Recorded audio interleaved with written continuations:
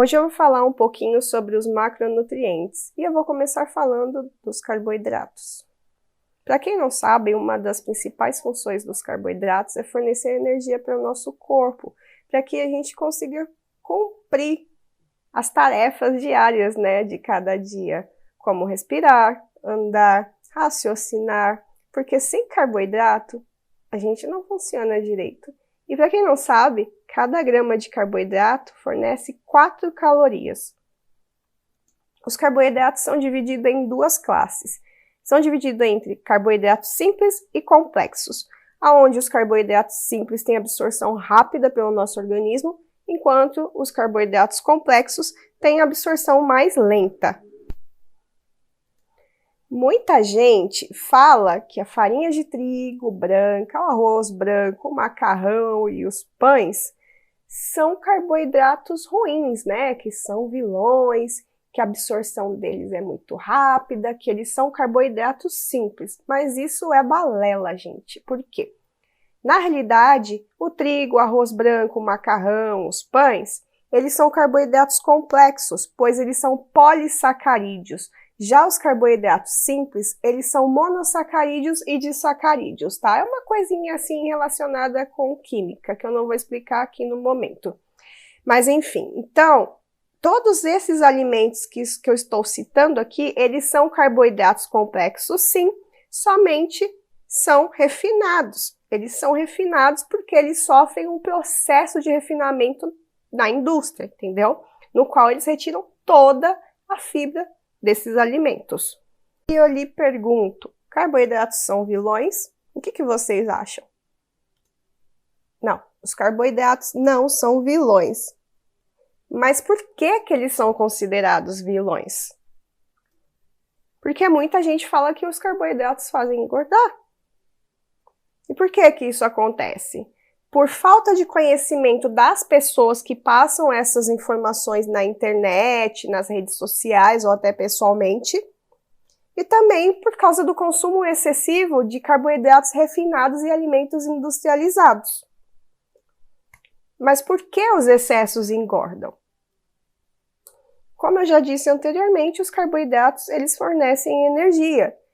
E quando a gente come muito carboidrato refinado, muito carboidrato simples, muitos alimentos industrializados, o que acontece? Vão fornecer energia para as nossas células em forma de glicose, certo? Mas só que acontece o seguinte, as células, elas não têm a capacidade de puxar a glicose para dentro delas. Elas não conseguem fazer isso sozinhas, então elas precisam da ajuda da insulina para poder colocar a glicose dentro delas. Mas o que acontece? Como a maioria das pessoas come muitos carboidratos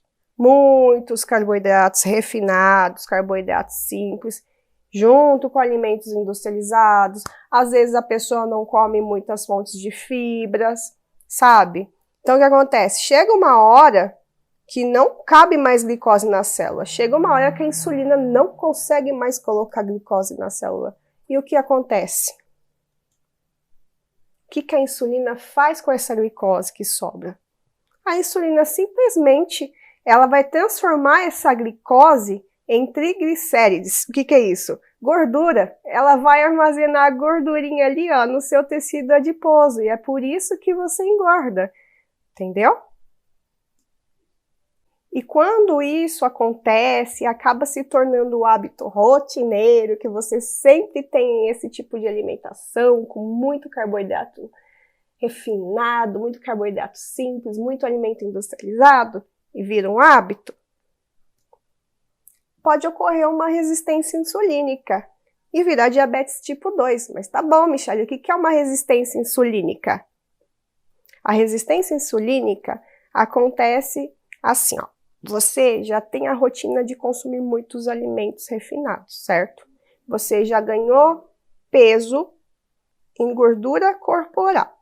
A sua célula ela vai ficar coberta com uma camada de gordura e toda vez que você vai ficar comendo carboidrato, vai subir a insulina. e vai aumentar muito a glicose. Chega uma hora que a sua insulina dá defeito.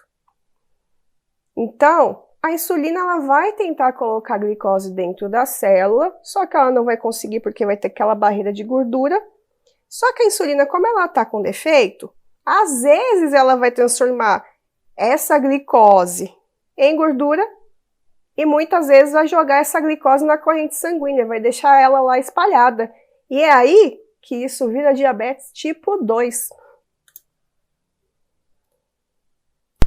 Então, geralmente, quando você vai ao nutricionista e ele pede para que você consuma mais vegetais, consuma mais fibras, aumente o consumo de alimentos integrais, não é somente para manter o seu peso adequado, para manter você com um corpo bacana, não é somente questão de estética, e sim questão de saúde. É para você não desenvolver uma resistência insulínica e muito menos desenvolver uma diabetes tipo 2.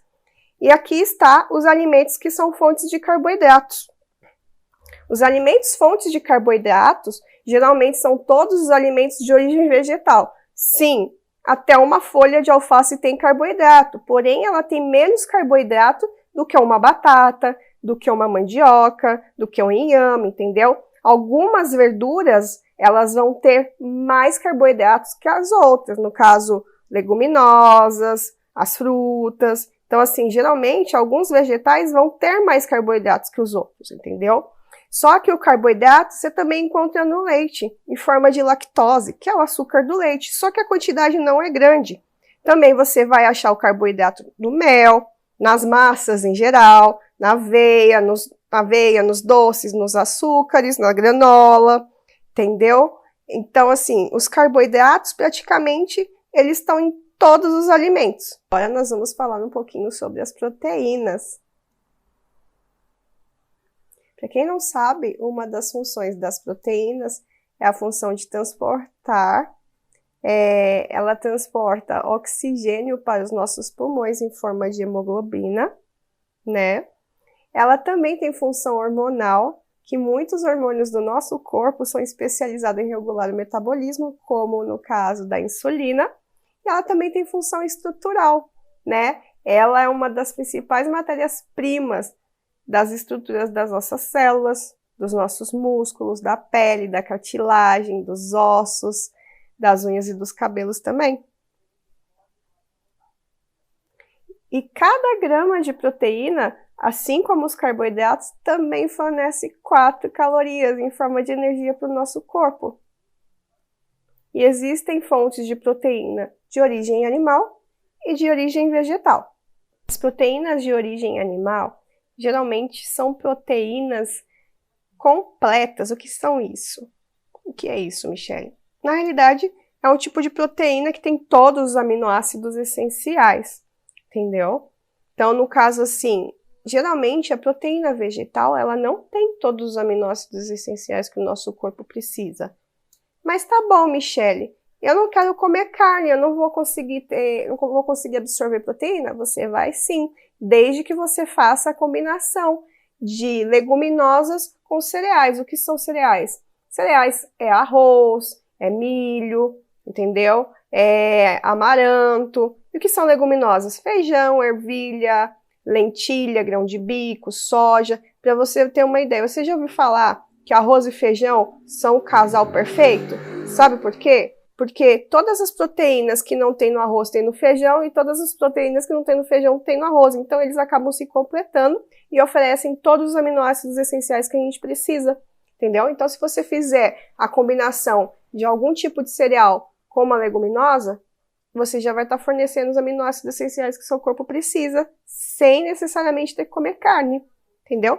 Então, esses aqui são os alimentos de origem vegetal que tem proteína. Vou falar um pouquinho sobre os lipídios, mais conhecidos como gorduras. Se você acha que uma das funções dos lipídios é apenas engordar ou acumular aquela gordurinha ali na barriguinha, está muito enganada, porque ele tem essas funções aqui. Eles transportam as vitaminas lipossolúveis, que são as vitaminas A, D, E e K.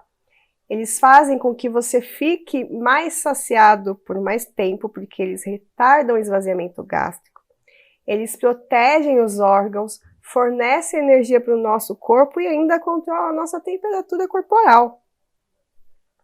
O valor calórico dos lipídios é um pouquinho maior do que o valor calórico do que o carboidrato ou a proteína. Ele contém 9 calorias por grama.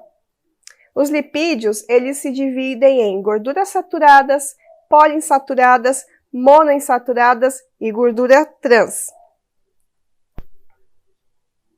As gorduras saturadas é mais encontrada nos alimentos de origem animal, como carne, ovos, leite, manteiga, peixes, banha de porco. Porém, ela também é encontrada em alguns óleos vegetais, como óleo de coco, óleo de palma e azeite de dendê. Mas como a gente faz para identificar a gordura saturada? É muito simples. Quando ela está em alta temperatura, quando ela está quente ou morna, ela é líquida. E quando ela esfria, ela fica sólida. Sabe quando você compra banha de porco? Quando você esquenta, ela não está em forma de óleo? Quando ela esfria, ela endurece, ela fica sólida. A mesma coisa é para quando você faz aquela panela de costela de boi. Aí quando tá quentinho, ela tá lá aquele olhinho. Aí quando esfria, você vê aquela crosta de gordura. Então, isso aí é gordura saturada. O óleo de coco também. Quando tá calor, ele derrete, fica líquido. E quando ele tá frio, quando tá mais frio, né? Fica sólido. E a gordura saturada, ela é ruim? Sim, se for consumida em excesso. Ou seja, se você consumir mais do que 10% do VET, valor energético total. Mas o que é isso? Sabe a alimentação total do seu dia? Se ela for maior do que 10% em gordura saturada, isso pode ser prejudicial à sua saúde. Olha o que os excessos de gordura saturada podem fazer para você.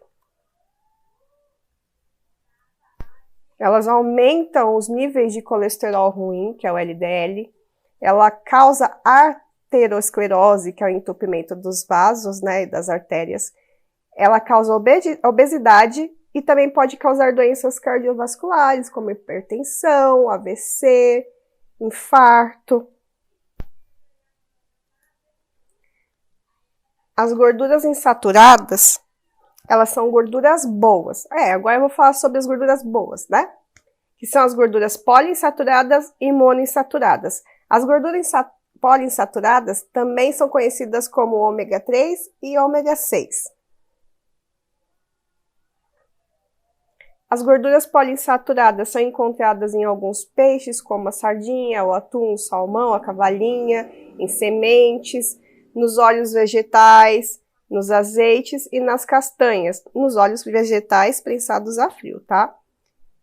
E as gorduras monoinsaturadas são encontradas nos azeites, no abacate, nas castanhas e nas nozes. Os benefícios das gorduras poliinsaturadas são reduzir os níveis do colesterol ruim, LDL, e aumentar os níveis de HDL, que é o colesterol bom.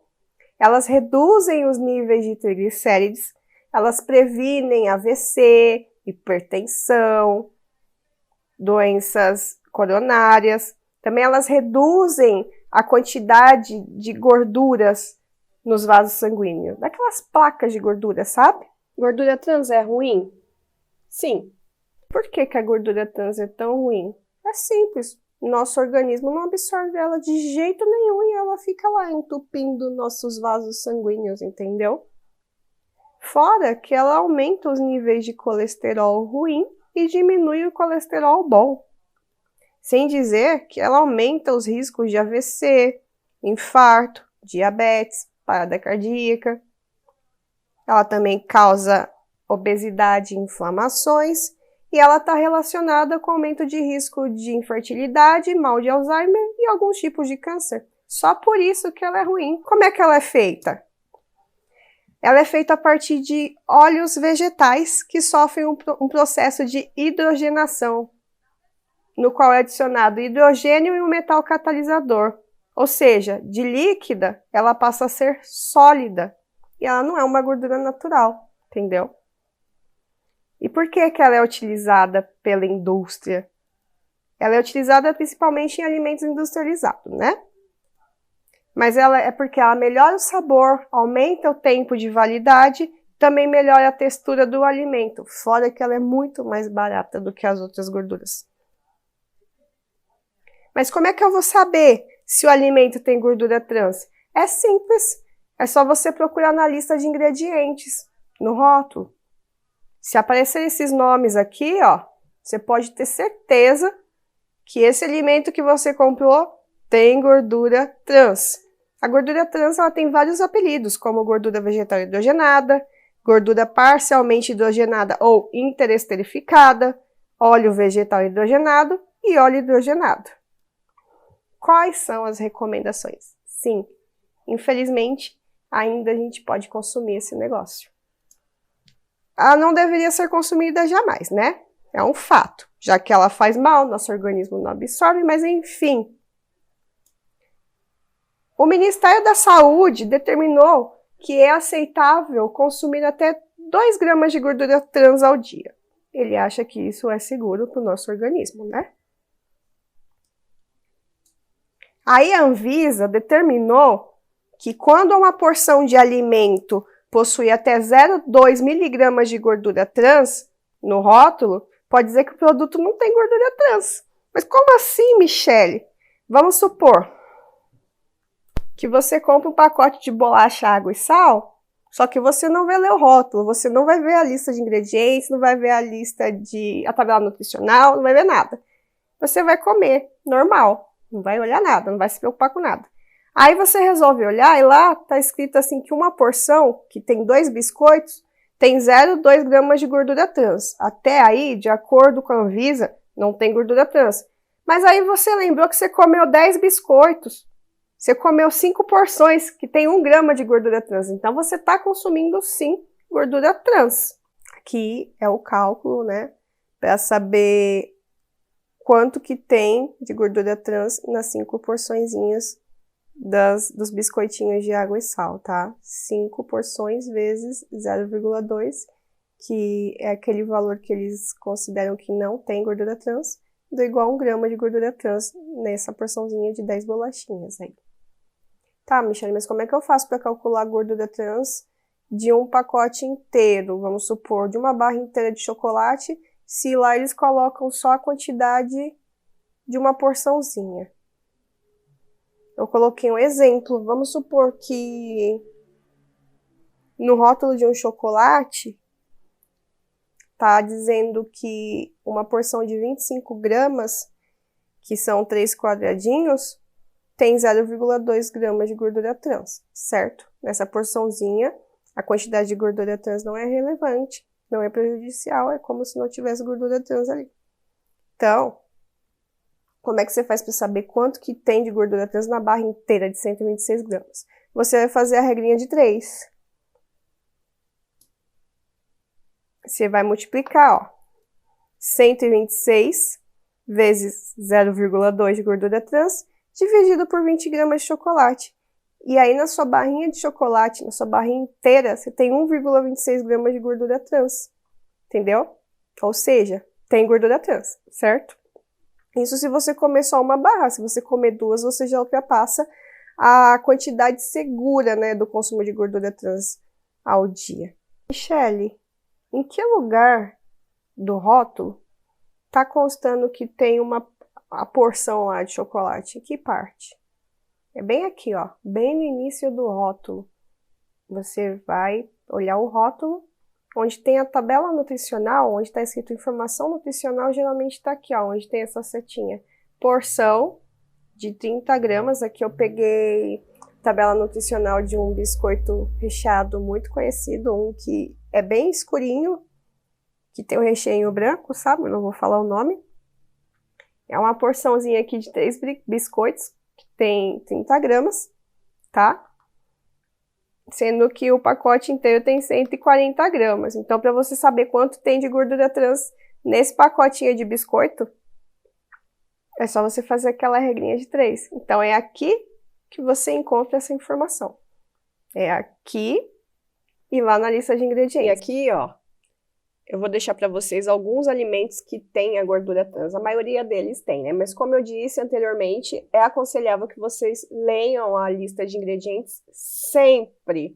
Espero que você tenha gostado do conteúdo e até a próxima.